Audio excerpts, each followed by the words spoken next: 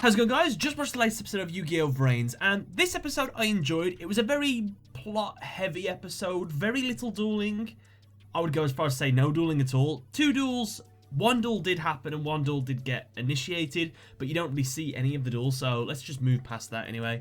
But this one is more about setting up the stakes. What has happened? What is this thing that's doing all this stuff?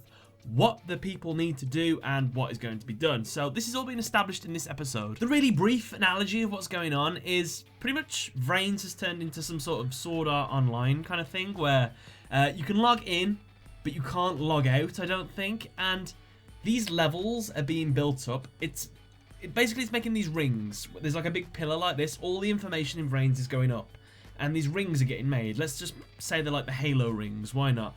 And each one of these rings gets made after an hour, and there's going to be 6 rings, and it'll take 6 hours for all these rings to get made. And after these 6 hours, when all these rings have formed, basically it's just going to put out a massive EMP, is the really like short version of it. It basically floods data into all these machines, shuts down everything.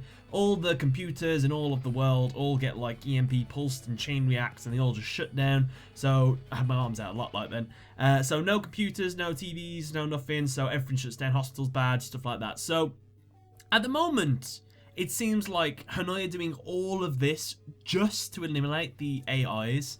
So yeah, that's really bad. My theory on Hanoi being good, it's a very, very, very extreme because you're going to be shutting down hospitals. People will die from this enactment, but maybe it's like the lesser of 2 evils. Maybe the AI's future goal is even more evil than what Hanoi are trying to do. So I'm interested to see more of that, of who is actually in the right at the end of this, and if Yusaku will join Revolver's goal in trying to stop things or try and find like an equilibrium between the 2.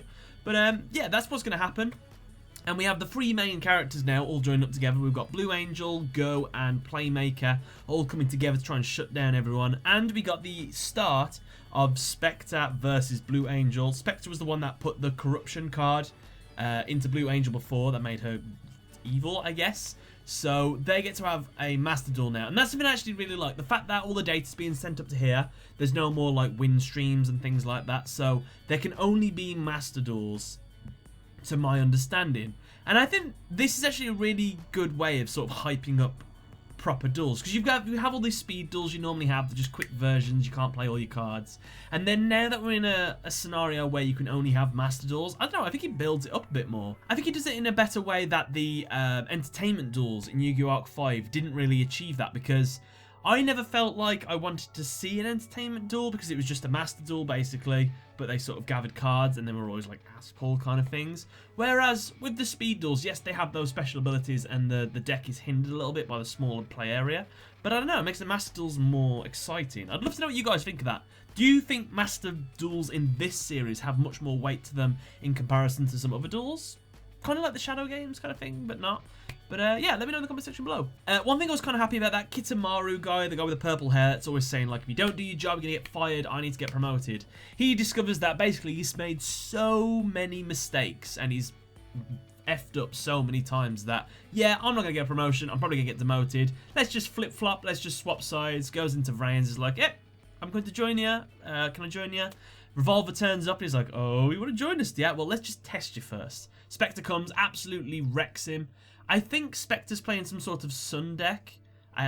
We only saw the name of one of his monsters, which was like Sun Seed so-and-so, and then he linked summoned into something called Sun, whatever it was. So that's the deck he played. I wasn't too sure what deck that Kitamaru guy played. Was it a Blackwing deck? I couldn't tell by the only monster that we saw him get destroyed, but if you know the answer to that, let me know in the comment section below, because I'm curious, what deck would that Weasley little guy play? And I was glad to see him gone, because he was kind of doing my head in a little bit. I was like, why is this guy still relevant to the story? He had his little AI moment, it messed up, it failed, get rid of him, he's annoying. And now they got rid of him, turned him into data, he's gone. Awesome. So now we actually have a time limit on this series or arc, however long this is going to last for. We have 6 hours. Now, of course, this is anime, so 6 hours going by like Dragon Ball Z. 6 hours could last 7 million episodes or something like that. But since this is Yu-Gi-Oh! VRAINS, maybe an episode is an hour kind of thing. So we'll have This is why I compared it to Sword Art Online, because we've got each one of these rings, which I'm hoping are like levels. You have to go to each level and defeat someone and then sort of move up like this. I mean, that was pretty much everything that happened in the episode. I'm still enjoying it. I actually don't mind, I say this all the time, but I don't mind the lack of duels with the progression of the story. It's absolutely fine with me. I'm interested to see where this story goes. I like it. I know some people don't like this series, and they say it's slow and things like this, but I disagree, honestly. This is like one of my favourite Yu-Gi-Oh series because it's so different and interesting. I hate being asked what my favourite Yu-Gi-Oh series are in order and stuff, because I never had to do it, because like, you got the original series Yu-Gi-Oh for nostalgia reasons, even though it was long, and there was like some shoddy arcs every now and then, but overall it was a good series and good characters. And I like Yu-Gi-Oh GX because one of my favourite characters, Zane, was in that series, and there were some great decks, and I think that series was what really got me into playing Yu-Gi-Oh!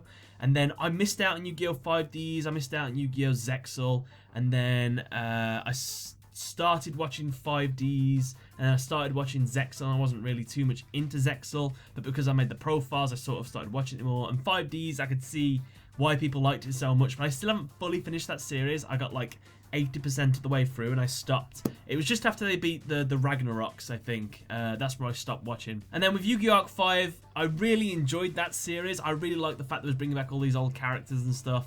But like, it had problems towards the end and some story problems, like the arcs sometimes were a bit too short or they went on a bit long. Some characters were introduced just to be defeated and we didn't really care about them. Whereas this one, I don't feel like there's been any characters that have been introduced just for the sake of introducing them and things like that, and the story's been good. I'm enjoying it. So I'll have to see where Yu-Gi-Oh! VRAINS goes in the future to sort of see where I think it fits on my sort of timeline of my favourite Yu-Gi-Ohs. But other than that, guys, I want to know what you think of the Yu-Gi-Oh! VRAINS series. What did you think of this episode? What do you think is going to happen? Any thoughts, theories? Who's Spectre? What's he up to? Let me know in the comment section below. But other than that, guys, thanks for watching. See you later.